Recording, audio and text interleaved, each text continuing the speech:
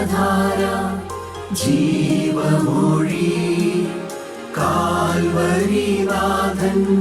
സ്നേഹമൊഴി തിരുനിറത്താൽ ജീവനേകും യേശുനാഥന്റെ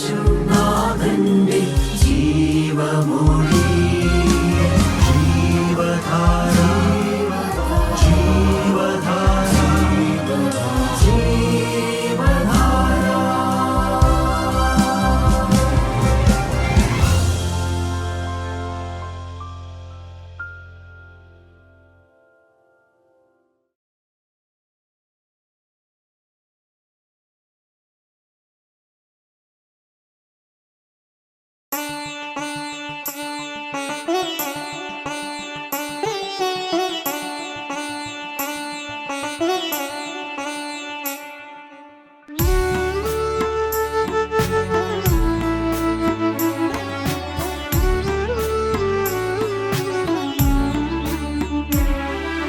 നീയല്ലോ എനിക്കു സഹായി, നീയൻ പക്ഷം മതി, നിന്റെ കൃപ മതി. നീയല്ലോ എനിക്കു സഹായി, നീയൻ പക്ഷം മതി, നിന്റെ കൃപ മതി. നീയല്ലോ എനിക്കു സഹായി.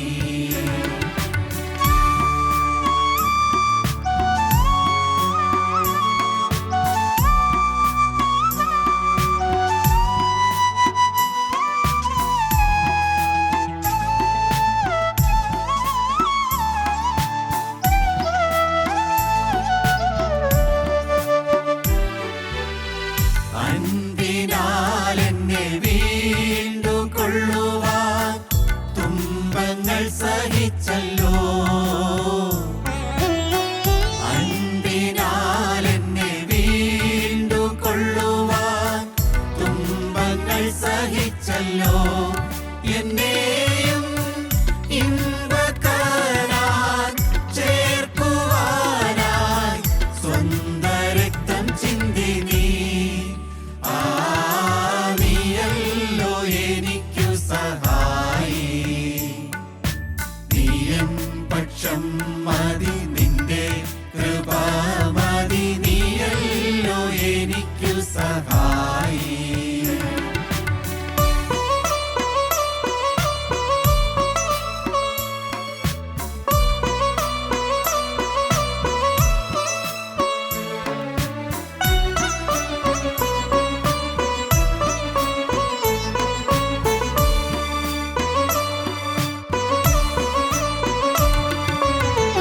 നിന്നെ കണ്ട നാളതു മുതൽ ഇന്നീ ദിനം വരെയും,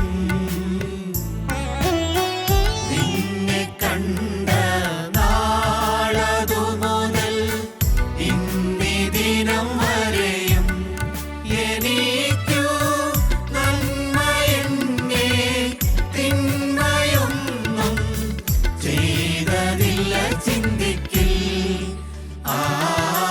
നീയല്ലോ എനിക്കു സഹായി, നീയൻ പക്ഷം മതി, നിന്റെ കൃപ മതി. നീയല്ലോ എനിക്കു സഹായി.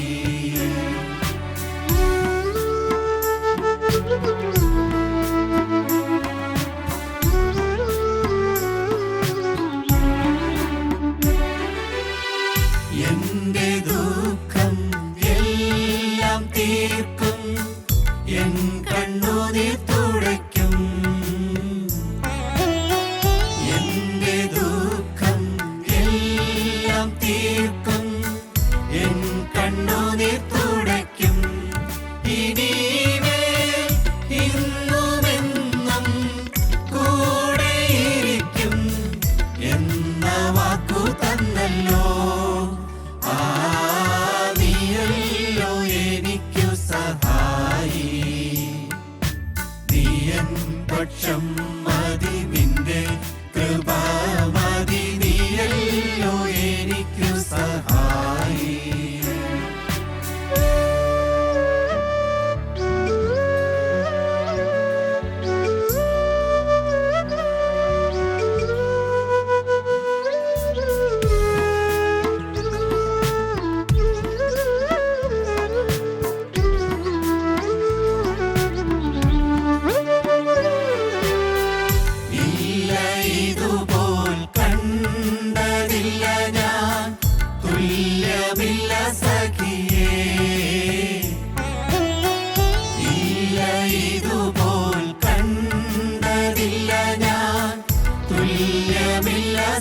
പാപിയെ മനസ്സിൽ എല്ലാ നാളും ധ്യാനിക്കുകിൽ അല്ലൽ മാറിപ്പോകുമേ.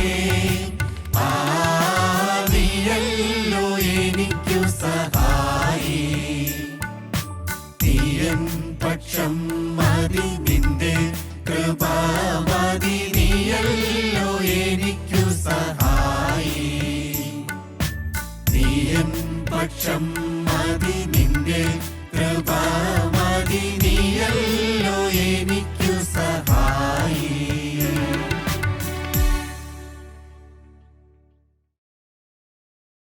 ദൈവത്തിൻ്റെ അതിപരിശുദ്ധമായ നാമം മഹത്വപ്പെടട്ടെ.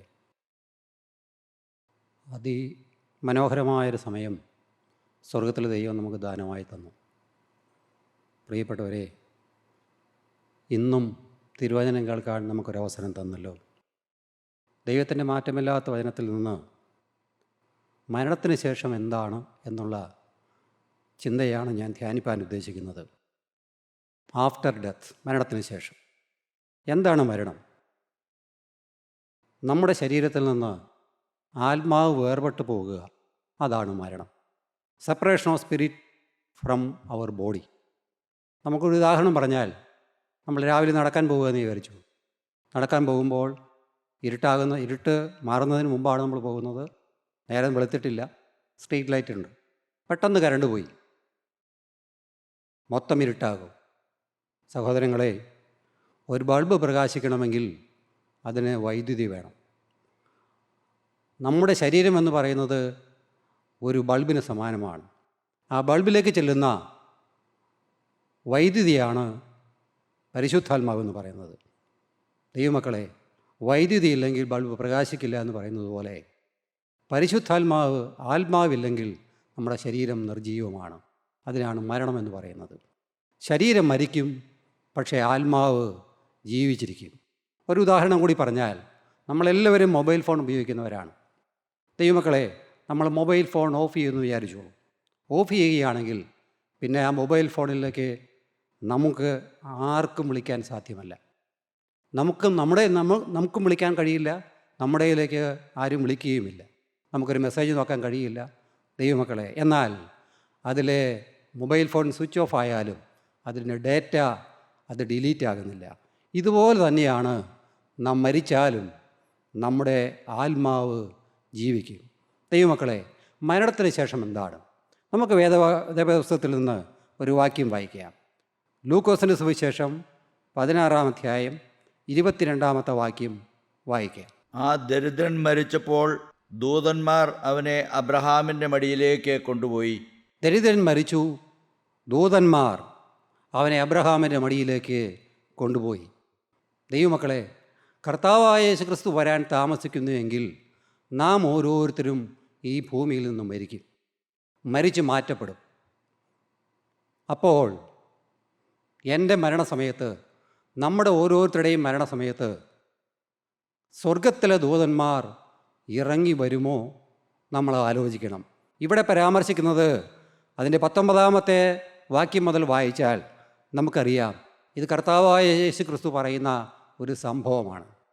ലാസറിൻ്റെയും ധനവാൻ്റെയും സംഭവം. ലാസർ ഈ ധനവാൻ്റെ പടിപ്പരവാതിക്കൽ കിടന്നു എന്നെല്ലാം നമ്മൾ വേദപുസ്തകത്തിൽ വായിക്കുന്നുണ്ട്. ഈ ധനവാൻ ദിവസവും ധൂമ്രവസ്ത്രവും ധരിച്ച് ആഡംബരത്തോടെ ജീവിച്ചിരുന്നു എന്ന് വേദപുസ്തകം നമ്മെ പഠിപ്പിക്കുന്നു. എന്നാൽ ദരിദ്രനാകട്ടെ, അവൻ ഇംഗ്ലീഷ് പുസ്തകത്തിൽ പറയുന്നത് ഹീസ് എ ബഗർ എന്നാണ്. അങ്ങനെ ഒരു യാചകനായി, വ്രണം നിറഞ്ഞവനായി ഈ ധനവാൻ്റെ പടിപ്പുരക്കിൽ ഇവൻ കിടക്കുകയാണ്. ഈ ദരിദ്രൻ മരിച്ചു. ദരിദ്രൻ മരിച്ചപ്പോൾ സ്വർഗത്തിൻ്റെ ദൂതന്മാർ അവൻ്റെ ആത്മാവിനെ കൊണ്ടുപോകാനായി ഈ ഭൂമിയിലേക്ക് വന്നു. ദൈവമക്കളെ, ആരുടെ മരണത്തിലാണ് സ്വർഗീയ ദൂതന്മാർ ഇറങ്ങുന്നത്? നമ്മൾ താഴെ വായിക്കുമ്പോൾ നമുക്ക് കാണാം, മാനസാന്തരപ്പെടാത്തത് കൊണ്ട് ഈ ധനവാൻ നിത്യയാതന സ്ഥലത്തേക്ക് പോയി. അപ്പോൾ സ്വർഗീയ ദൂതന്മാർ ഇറങ്ങി വന്നു ഈ പാവപ്പെട്ടവനായ ദരിദ്രൻ മരിച്ചപ്പോൾ എങ്കിൽ ഈ ദരിദ്രൻ മാനസാന്തരപ്പെട്ടവനായിരുന്നു.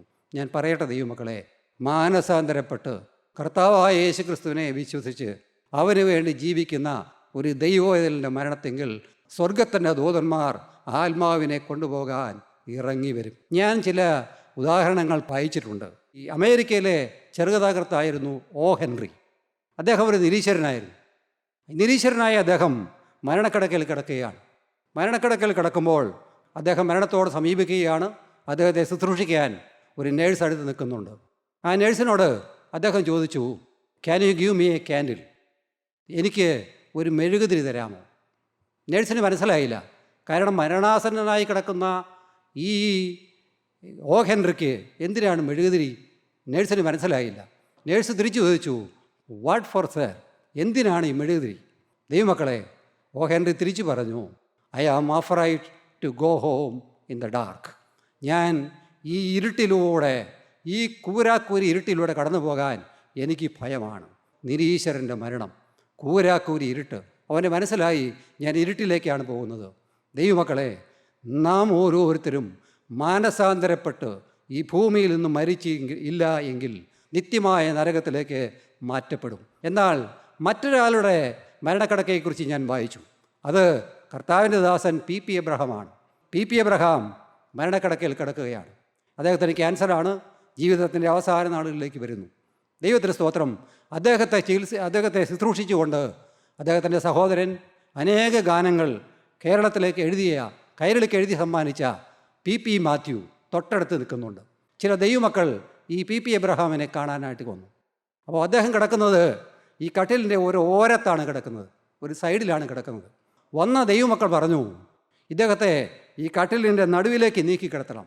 കാരണം മരണാസന്നനായ രോഗിയാണ്, ചിലപ്പോൾ കട്ടിലിൽ നിന്ന് താഴെ പോകാൻ സാധ്യതയുണ്ട്.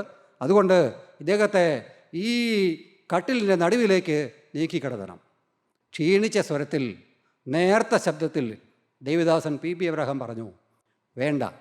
കാരണം എന്താണെന്നറിയാമോ? എൻ്റെ കട്ടിലിന് ചുറ്റും സ്വർഗീയ ദൂതന്മാർ ഇറങ്ങിയിരിക്കുകയാണ്. ഞാൻ മരിക്കുമ്പോൾ എന്നെ എതിരേറ്റ് കൊണ്ടുപോകാൻ. ദൈവത്തിന് സ്തോത്രം. ഇത് കേട്ടു നിന്ന സഹോദരൻ പി പി മാത്യു ആത്മാവിൽ നിറഞ്ഞു. അദ്ദേഹം പാടി. ആ പാട്ട് ഏതെന്നറിയാമോ? നമുക്കെല്ലാവർക്കും ചേർന്ന് പാടാം. നമുക്ക് പരിചയമുള്ള പാട്ട്. ദൂതസംഘമാകവേ എന്നെ എതിരേക്കുവാൻ. നമുക്ക് പാടാം. ദൂതസംഘമാകവേ എന്നെ എതിരേക്കുവാൻ സദസന്നദ്ധരായി നീടുന്നേ. ശുഭ്രവസ്ത്രധാരിയായി എൻ്റെ പ്രിയൻ്റെ മുന്നിൽ ഹല്ലേലൂയ പാടിയിടും ഞാൻ. ദൈവമക്കളെ, ഭക്തൻ പാടിയെന്താണെന്നറിയാമോ? ഞാൻ മരിച്ച് എൻ്റെ ആത്മാവ് ഇവിടുന്ന് വേർപെടുമ്പോൾ ദൂതന്മാർ എൻ്റെ ആത്മാവിനെ കൊണ്ടുപോകുമ്പോൾ അങ്ങേ തിരുത്തെത്തുമ്പോൾ സ്വർഗത്തിലെ സകല ദൂതന്മാരും എന്നെ എതിരേക്കാനായി നിരനിരയായി നിൽക്കും. ദൈവത്തിന് സ്തോത്രം. സ്വർഗീയ ദൂതന്മാർ എന്നെ എതിരേക്കാൻ ഇറങ്ങി നിൽക്കും. അവരുടെ എതിരേപ്പെല്ലാം സ്വീകരിച്ച് ഞാൻ ആ സ്വർഗനാട്ടിലേക്ക് കടക്കും. അവിടെ എൻ്റെ പ്രിയനെ കാൽപാദം മൂത്തിക്കൊണ്ട് ഞാൻ ഹല്ലേലൂയ പാടും. അതാണ് ഭക്തൻ്റെ പ്രത്യാശ. ദൈവമക്കളെ, ഞാൻ ഒന്നുകൂടെ പറയട്ടെ. നാം ഓരോരുത്തരും മരിക്കുമ്പോൾ നമ്മുടെ മരണക്കിടക്കയിൽ സ്വർഗത്തിൻ്റെ ദൂതന്മാർ ഇറങ്ങി വരുമോ? നമ്മുടെ ആത്മാവിനെ ആ ദൂതന്മാർ എതിരേറ്റ് സ്വർഗത്തിൻ്റെ മേഘോന്നതങ്ങളിലേക്ക് നിത്യപ്രദേശയിലേക്ക് കൊണ്ടുപോകുമോ? ഉറപ്പില്ലാത്ത ആരെങ്കിലും ഇന്ന് തിരുവചനം കേൾക്കുന്നെങ്കിൽ സഹോദരങ്ങളെ, ഞാനൊരു നല്ല മാർഗം പറഞ്ഞു തരട്ടെ. കർത്താവായ യേശു ക്രിസ്തുവിൻ്റെ കാൽപാദങ്ങളിൽ നിങ്ങളുടെ ജീവിതം സമർപ്പിക്കണം. ഈ സമയം, വചനം കേൾക്കുന്ന സമയം, നമ്മുടെ ജീവിതങ്ങൾ എന്നേക്കുമായി നമുക്ക് വേണ്ടി മരിച്ച കർത്താവായ യേശു ക്രിസ്തുവിൻ്റെ തുളയ്ക്കപ്പെട്ട പാദപീഠങ്ങളിൽ സമർപ്പിക്കണം. അവനായി ജീവിക്കണം. അങ്ങനെ മാനസാന്തരപ്പെട്ട ആത്മാക്കളെ എതിരേക്കാൻ സ്വർഗത്തിൻ്റെ ദൂതന്മാർ ഇറങ്ങി വരും. അതാണ് ഒന്നാമത്തെ കാര്യം. ഈ രണ്ടാമത്തെ കാര്യം എന്താണ്? നമുക്ക് വായിക്കാം. ലൂക്കോസിന്റെ സുവിശേഷം 16-ാം അധ്യായം 22-ാമത്തെ വാക്യവും 23-ാമത്തെ വാക്യവും വായിക്കാം. ആ ദരിദ്രൻ മരിച്ചപ്പോൾ ദൂതന്മാർ അവനെ അബ്രഹാമിൻ്റെ മടിയിലേക്ക് കൊണ്ടുപോയി. ധനവാനും മരിച്ചു, അടക്കപ്പെട്ടു. പാതാളത്തിൽ യാതന അനുഭവിക്കുമ്പോൾ മേലോട്ട് നോക്കി ദൂരത്തു നിന്ന് അബ്രഹാമിനെയും അവൻ്റെ മടിയിൽ ലാസറിനെയും കണ്ടു. മരണത്തിന് ശേഷം 2 വഴികളാണ് പ്രിയപ്പെട്ടവരെ, 2 ഡെസ്റ്റിനേഷനാണ്. മരണത്തിനപ്പുറം 2 വഴികളുണ്ട്. സ്വർഗീയ ദൂതന്മാർ ആത്മാവിനെ, ഈ ദരിദ്രൻ്റെ ആത്മാവിനെ കൊണ്ടുപോയി. എങ്ങോട്ട് കൊണ്ടുപോയി? നിത്യമായ പറുദീസയിലേക്ക് ഈ ആത്മാവ് മാറ്റപ്പെട്ടു. വേദപുസ്തകം എഴുതി അബ്രഹാമിൻ്റെ മടിയിലേക്ക് കൊണ്ടുപോയി. അബ്രഹാംസ് ബോസം. ഇംഗ്ലീഷ് പുസ്തകത്തിൽ അങ്ങനെ എഴുതി വെച്ചു. അബ്രഹാമിൻ്റെ മടിയിൽ ഈ ദരിദ്രനായിരിക്കുന്ന മാനസാന്തരപ്പെട്ടവനായിരിക്കുന്ന ഈ ലാസറിൻ്റെ ആത്മാവ് അബ്രഹാമിൻ്റെ മടിയിലേക്ക് ചെന്നു ചേർന്നു. നമ്മൾ വായിക്കുന്നു, ധനവാൻ മരിച്ചു, ധനവാന്റെ ആത്മാവിനെ സ്വീകരിപ്പാൻ സ്വർഗത്തിൻ്റെ ദൂതന്മാർ ഇറങ്ങിയില്ല. ദൈവമക്കളെ, ആ ആത്മാവ് നിത്യമായ യാതനാ സ്ഥലത്തേക്ക് എന്നേക്കുമായി മാറ്റമില്ലാത്ത, രക്ഷപ്പെടാൻ സാധ്യമല്ലാത്ത ആ നിത്യയാതനാ സ്ഥലത്തേക്ക് പോയി പതിച്ചു. നമ്മൾ പറയും പാതാളമെന്നോ ഹാദേസ് എന്നോ ഒക്കെ പറയും.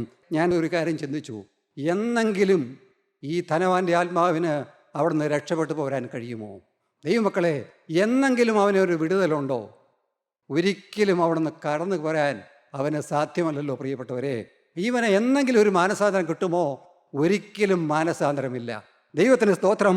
No chance for repentance or nor second chance. ഒരിക്കലായി നമ്മൾ എന്നെങ്കിലും ഇതുപോലെ ഈ ഒരവസ്ഥയിലേക്ക് മാറ്റപ്പെടേണ്ടി വന്നാൽ ദൈവമക്കളെ, പിന്നെ അവിടെ നിന്നും രക്ഷപ്പെടാൻ വേറെ യാതൊരു മാർഗവുമില്ല.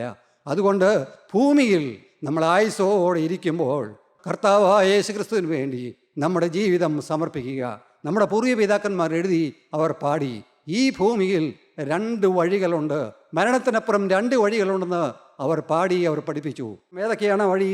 അവർ പാടി, ജീവകരം മൃതികരമെന്ന് 2 വഴികളുണ്ടെന്ന്. നമുക്കൊന്ന് പാടി നോക്കിയാലോ? ജീവകരം മൃതികരമെന്നേവം കണ്ടിരു സരണികൾ സഹദേന്മാർ, നൂതനമാം ജീവിതമാർജിപ്പാൻ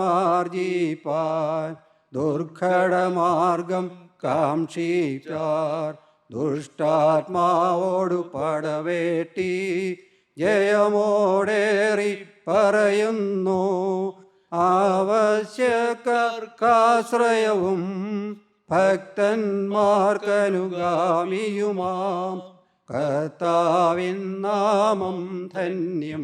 പ്രിയപ്പെട്ടവരെ, ജീവകരമെന്ന വഴിയുണ്ട്, മൃതികരമെന്ന വഴിയുണ്ട്. മരണത്തിന് ശേഷം നമ്മൾ ഓരോരുത്തരും ഏത് വഴിയിലൂടെ കടന്നു പോകും? ഇന്ന് വചനം കേൾക്കുമ്പോൾ ഒന്ന് ആലോചിക്കുമോ? ഒന്ന് ധ്യാനിക്കുമോ? ഒന്ന് ചിന്തിക്കുമോ? എൻ്റെ ആത്മാവ് ജീവൻ്റെ വഴിയിലൂടെ കടന്നുപോയി അക്കരെ നാട്ടിൽ ചെന്ന് അബ്രഹാമിൻ്റെ മടി അഥവാ നിത്യസ്വർഗത്തിലേക്ക് എത്തിച്ചേരണം. ഇല്ലെങ്കിൽ മരണത്തിന് ശേഷം ആത്മാക്കൾ നിത്യമായ യാതനാസ്ഥലത്തേക്ക്, ആ കൂരിട്ട് നിറഞ്ഞ വഴിയിലൂടെ നിത്യമായ യാതനാസ്ഥലത്തേക്ക് ചെന്നു പതിക്കും. അവിടെ നിന്ന് രക്ഷപ്പെടുവാൻ സാധ്യമല്ല. പ്രിയപ്പെട്ടവരെ, ആരെല്ലാം എന്തെല്ലാം ചെയ്താലും, എന്തെല്ലാം കർമാനുഷ്ഠാനങ്ങൾ അനുഷ്ഠിച്ചാലും, ഏതെല്ലാം പ്രാർത്ഥന ചൊല്ലിയാലും ദൈവമക്കളെ, നരകത്തിൽ വീണ ആത്മാവിനെ പിന്നെ അവിടെ നിന്ന് രക്ഷിച്ചു കൊണ്ടുവരാൻ സാധ്യമേയല്ല. അതുകൊണ്ട് നാം ജീവനോട് ഇരിക്കുമ്പോൾ കർത്താവായ യേശുക്രിസ്തുവിൻ്റെ നാമം വിളിച്ചപേക്ഷിച്ച് രക്ഷപ്പെടുക. ഇന്ന് നമുക്കതിനുള്ള അവസരമുണ്ട്. അവൻ്റെ പാദപീഠത്തിന്മേൽ നമ്മുടെ ജീവിതം നമുക്ക് സമർപ്പിക്കണം. എനിക്കും നിങ്ങൾക്കും വേണ്ടി മരിച്ചവനായ കർത്താവായ യേശുക്രിസ്തുവിൻ്റെ പാദപീഠം ഈ വചനം കേൾക്കുമ്പോൾ നമുക്ക് കെട്ടിപ്പിടിച്ച് അവനോട് യാചിക്കണം. കർത്താവേ, നിന്റെ വലതുഭാഗത്തെ ആ കള്ളന് കൊടുത്തതായ ആ ഭാഗ്യം എനിക്കും തരണമേ കർത്താവേ എന്ന്, നിത്യപരദീസയിൽ എനിക്കിരിക്കാൻ ഒരവകാശം തരണമേ കർത്താവേ എന്ന് കണ്ണുനീരോടെ ഈ തിരുവചനങ്ങൾക്കുന്ന ദൈവമക്കൾ പ്രാർത്ഥിക്കണം. ദൈവമക്കളെ, ആ നിത്യമായ നരകം നമുക്ക് അവകാശമാക്കാൻ കഴിയാതെ വണ്ണം നിത്യസ്വർഗത്തിൽ എത്തുവാൻ തക്കവണ്ണം നമ്മളെ ഓരോരുത്തരെയും ഒരുക്കുവാൻ സ്വർഗത്തിൻ്റെ പരിശുദ്ധാത്മാവേ എന്നെ ഒരുക്കണമേ. സ്വർഗത്തിൻ്റെ തിരുരക്തമേ എൻ്റെ മേൽ വ്യാപരിക്കണമേ. സ്വർഗത്തിൻ്റെ ശക്തിയെ എൻ്റെ മേൽ ഇടിച്ചിറങ്ങണമേ. എനിക്കൊരു മാനസാന്തരം തരണമേ. ജീവൻ്റെ വചനം കേട്ട് മാനസാന്തരപ്പെട്ടവനായി നിത്യസ്വർഗത്തിലേക്ക് എൻ്റെ ആത്മാവ് എടുക്കപ്പെടുവാൻ അവസരം തരണമേ എന്ന് കണ്ണുനീരോടെ ഇവിടെ ഇരിക്കുന്ന ദൈവമക്കൾ പ്രാർത്ഥിക്കണം. 2 കാര്യങ്ങൾ ഞാൻ പറഞ്ഞു. ഒന്ന്, മരണക്കിടക്കയിൽ സ്വർഗത്തിൻ്റെ ദൂതന്മാർ ഇറങ്ങും, ഇല്ലെങ്കിൽ നിത്യനരകത്തിലേക്ക് പോകേണ്ടി വരും. 2, മരണത്തിനപ്പുറം 2 വഴികളുണ്ട്. നിത്യമായ നരകത്തിലേക്ക് പോകുന്ന വഴി, അല്ലെങ്കിൽ നിത്യസ്വർഗത്തിലേക്ക് പോകുന്ന വഴി. 3-ാമത്തെ കാര്യം എന്താണ്? ലൂക്കോസിന്റെ സുവിശേഷം 16-ാം അധ്യായം 25-ാമത്തെ വാക്യം. അബ്രഹാം, മകനെ, നിന്റെ ആയുസ്സിൽ നീ നന്മയും ലാസറവണ്ണം തിന്മയും പ്രാപിച്ചു എന്ന് ഓർക്ക. ഇപ്പോൾ അവൻ ഇവിടെ ആശ്വസിക്കുന്നു, നീയോ വേദന അനുഭവിക്കുന്നു. ദൈവമക്കളെ, ആ മരണത്തിന് ശേഷം 2 അവസ്ഥകൾ. അതിലെ ഒരവസ്ഥ എന്താണ്? ലാസറിന് കിട്ടിയ അവസ്ഥ, മാനസാന്തരപ്പെട്ട ലാസറിന് കിട്ടിയ അവസ്ഥ. എന്താണ് അവസ്ഥ? അവൻ ആശ്വാസമാണ്. 16 25 വാക്യത്തിൽ നാം വായിക്കുന്നു, അവൻ അബ്രഹാമിൻ്റെ മടിയിൽ ആശ്വസിക്കുന്നു, അവന് സമാധാനമുണ്ട്, അവന് ആശ്വാസമുണ്ട്. മാത്രമല്ല ദൈവത്തിൻ്റെ സാന്നിധ്യവും അവനുണ്ട്. ഗോഡ്സ് പ്രസൻസ്, ദൈവത്തിൻ്റെ സാന്നിധ്യം. ദൈവമക്കളെ, ഇത് കേൾക്കുമ്പോൾ നിങ്ങളുടെ ഹൃദയം തുടിക്കുന്നുണ്ടോ? ദൈവത്തിന് സ്തോത്രം. നിങ്ങളുടെ ഹൃദയത്തിൽ അങ്ങനെ ഒരു വലിയ ആകാംക്ഷ വരുന്നുണ്ടോ? കർത്താവേ, എനിക്ക് നിന്നോട് കൂടെ സമാധാനത്തോടെ സന്തോഷത്തോടെ നിത്യസ്വർഗത്തിൽ ഇരിക്കാൻ എനിക്ക് അവസരം വേണം. ആരെല്ലാം പ്രാർത്ഥിക്കുന്നുണ്ട്? ദൈവമക്കളെ, അതാണ് ഒരവസ്ഥ. ഈ രണ്ടാമത്തെ അവസ്ഥ എന്താണ്? ധനവാധിപതിയ അവസ്ഥ. അതെന്താണ് അവസ്ഥ? 23 വാക്യവും 24 വാക്യവും വായിക്കാം. ധനവാനും മരിച്ചു, അടക്കപ്പെട്ടു, പാതാളത്തിൽ യാതന അനുഭവിക്കുമ്പോൾ മേലോട്ട് നോക്കി ദൂരത്തു നിന്ന് അബ്രഹാമിനെയും അവൻ്റെ മടിയിൽ ലാസറിനെയും കണ്ടു. അബ്രഹാം, പിതാവേ, എന്നോട് കനിവുണ്ടാകണമേ, ലാസർ വിരലിൻ്റെ അറ്റം വെള്ളത്തിൽ മുക്കി എൻ്റെ നാവിനെ തണുപ്പിക്കേണ്ടതിന് അവനെ അയക്കണമേ, ഞാൻ ഈ ജ്വാലയിൽ കിടന്ന് വേദന അനുഭവിക്കുന്നു എന്ന് വിളിച്ചു പറഞ്ഞു. ദൈവമക്കളെ, ധനവാൻ എന്തെല്ലാമാണ് കിട്ടിയത്? നമുക്കറിയാം. അവന് കിട്ടിയത് വേദനയാണ്.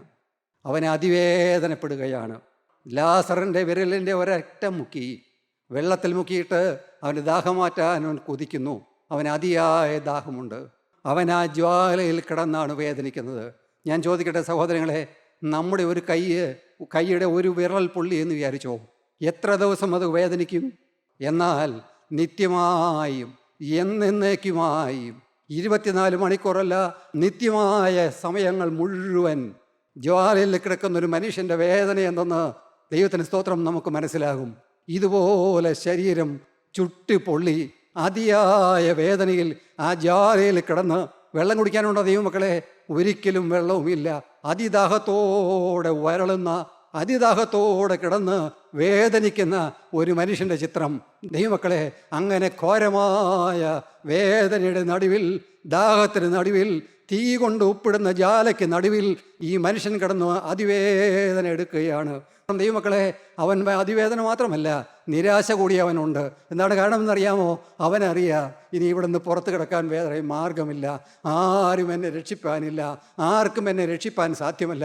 വേദനയോടെ, നിരാശയോടെ ജ്വാലയിൽ കിടന്ന് അതിവേദനയോടെ ഈ ധനവാൻ കിടന്ന് കരയുകയാണ്. അതാണ് രണ്ടാമത്തെ അവസ്ഥ. ദൈവമക്കളെ, നിത്യമായ സ്വർഗത്തിൽ ആ സന്തോഷത്തോടെ, ദൈവസാന്നിധ്യത്തോടെ, വിശ്രമത്തോടെ ലാസർ ഇരിക്കുമ്പോൾ താഴെ പാതാളത്തിൽ വേദനയോടെ, ഞരക്കത്തോടെ, വേദനപ്പെട്ട് ഞെരങ്ങിക്കൊണ്ട് അതിവേദനയോടെ ഇരിക്കുന്ന വേറൊരു മനുഷ്യൻ. രണ്ടവസ്ഥകൾ. ദൈവമക്കളെ, ഇത് കേൾക്കുമ്പോൾ എന്തു പറയുന്നു നിങ്ങൾ? മരണത്തിന് ശേഷം കർത്താവേ, എൻ്റെ ആത്മാവ് ഇതുപോലെ നിത്യനരകത്തിലേക്ക്, തീയുടെ അവസ്ഥയിലേക്ക് മാറ്റപ്പെടുവാൻ ഒരിക്കലും ഇടയാകരുതെന്ന് കണ്ണുനീരോടെ ആരെല്ലാം പ്രാർത്ഥിക്കുന്നുണ്ട്. ദൈവമക്കളെ, നിത്യസ്വർഗത്തിൽ പോകണമെന്ന് കണ്ണുനീരോടെ ദൈവത്തോട് യാചിക്കേണ്ട സമയമാണിത്. ഞാൻ ഒരു വാക്യം കൂടെ വായിക്കട്ടെ ദൈവമക്കളെ. 2 കൊരിന്ത്യർ 6 വാക്യം. പ്രസാദകാലത്ത് ഞാൻ നിനക്ക് ഉത്തരമരളി, രക്ഷാദിവസത്തിൽ ഞാൻ നിന്നെ സഹായിച്ചു എന്ന് അവൻ അരുളി ചെയ്തിരുന്നുവല്ലോ. ദൈവമക്കളെ, രക്ഷയുടെ ദിവസം ഇന്നാണ്. ദൈവത്തിന് സ്തോത്രം. Today is the time for salvation. രക്ഷയുടെ ദിവസം ഇന്നാണ്. സഹോദരങ്ങളെ, ഇത് മാറ്റി വയ്ക്കാവുന്നതല്ല. കാരണം എന്താണെന്നറിയാമോ? എന്നാണ് നമ്മൾ ഓരോരുത്തരും ഇവിടെ നിന്ന് മാറ്റപ്പെടുന്നത് നമുക്ക് അറിഞ്ഞുകൂടാ. ഓരോരുത്തരുടെയും അവസ്ഥകൾ നമ്മൾ കേൾക്കുന്നുണ്ട്. ഓരോരുത്തരും കടന്നു പോകുന്നത് നമ്മൾ അറിയുന്നുണ്ട്. നനച്ചിരിക്കാത്ത നാഴികയിൽ ഓരോരുത്തരായി ഈ ഭൂമിയിൽ നിന്ന് കടന്നു പോകുന്നു. സഹോദരങ്ങളെ, എന്ന് പോകും നമുക്ക് അറിഞ്ഞുകൂടാ. അതുകൊണ്ട് ഇന്ന് നാം രക്ഷ പ്രാപിക്കണം. ദൈവമക്കളെ, ഈ വചനം കേട്ടുകൊണ്ടിരിക്കുമ്പോൾ എൻ്റെ കർത്താവേ എന്ന് പറഞ്ഞ് അവൻ്റെ കാൽപാദം കെട്ടിപ്പിടിച്ച് ഇന്ന് രക്ഷയിലാകാൻ സ്വർഗത്തിലെ ദൈവം നിങ്ങളെ ഓരോരുത്തരെയും ക്ഷണിക്കുകയാണ്. ദൈവമക്കളെ, ഇന്ന് നമുക്ക് രക്ഷ പ്രാപിക്കണം. സമയം മാറ്റി വെച്ചാൽ ഒരു പക്ഷേ നമുക്ക് രക്ഷ പ്രാപിക്കാൻ കഴിഞ്ഞു എന്ന് വരികയില്ല.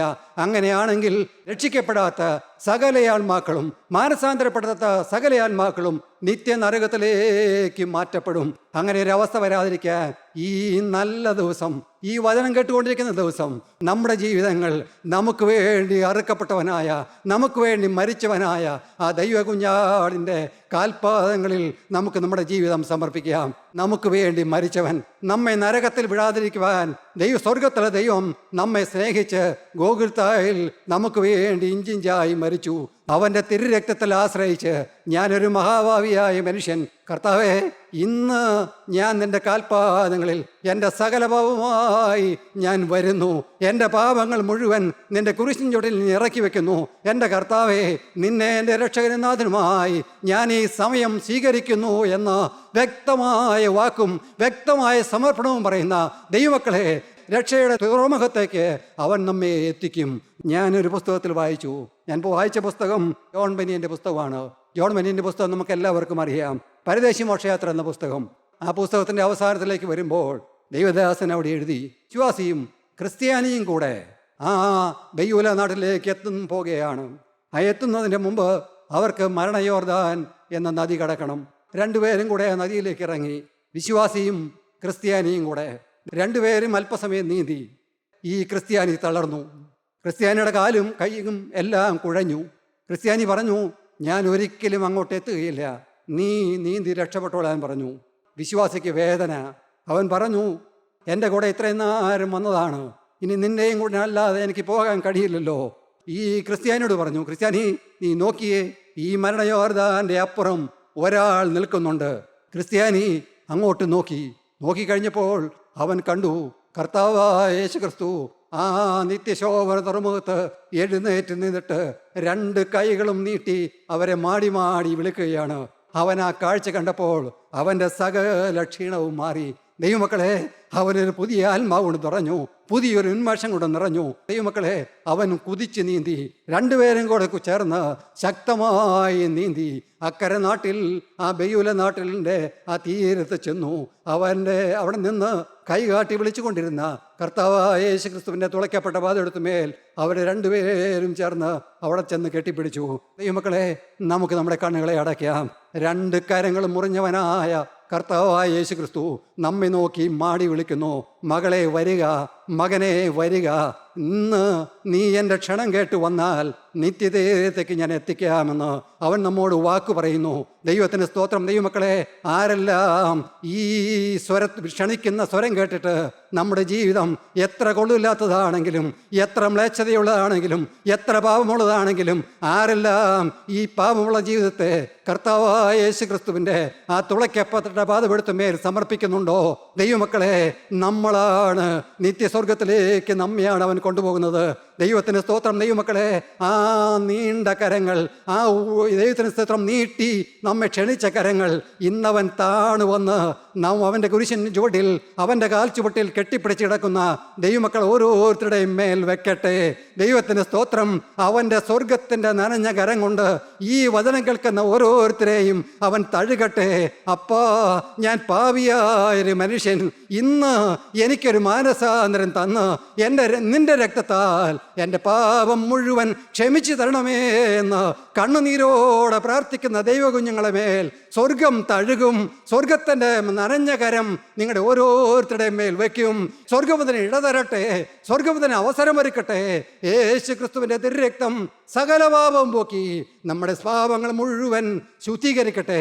നമുക്ക് പ്രാർത്ഥിക്കാം. ഞങ്ങളുടെ സ്വർഗത്തിലെ ദൈവമേ, ആ നിത്യനാട്ടിൽ വന്ന് അപ്പൻ്റെ പൊന്നുമുഖം കണ്ട് അവിടുത്തെ ആരാധിപ്പാനുള്ള സ്വർഗീയ ഭാഗ്യം ഞങ്ങൾക്ക് തരണമെന്ന് പ്രാർത്ഥിക്കുന്നു. അതിനായി ഞങ്ങളെല്ലാവരെയും ഒരുക്കണമേ കർത്താവേ. അവിടുത്തെ പരിശുദ്ധാത്മാവ് ഞങ്ങൾക്കതിനെ തുണ നിൽക്കണമേ എന്ന് പ്രാർത്ഥിക്കുന്നു. തന്ന ദൂതുകൾക്കായി സ്തോത്രം. സകലതും യേശു കർത്താവിൻ്റെ പരിശുദ്ധ നാമത്തിൽ തന്നെ.